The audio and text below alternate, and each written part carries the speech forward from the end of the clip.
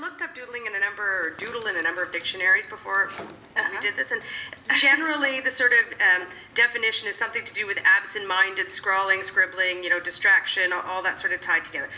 What exactly is a doodle, Sunny Brown? Is it just a drawing?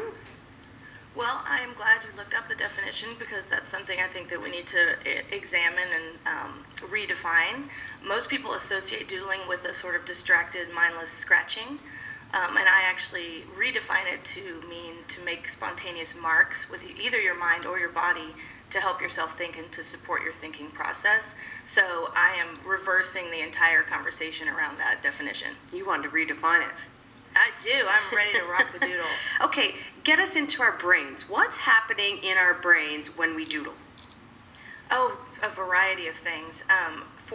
And doodlers know this, people who actually haven't relinquished the habit, who haven't got it sort of scolded out of them through a variety of institutions. Doodlers know this intuitively, but a variety of things are happening, which is that we are increasing concentration, we're increasing focus, we allow ourselves access to different kinds of insights and different kinds of problem-solving capacities, and essentially we're switching modes and there is, later maybe we can talk about a more sophisticated form of doodling, but in reference to the basic doodle, we're essentially switching modalities so that we can move into a more creative and kind of organic space, which is a very, very powerful move to make. And as we mentioned, doodling for so long has been seen as sort of a mindless activity. You're challenging that. How do you know that that's what's happening in our brains when we doodle?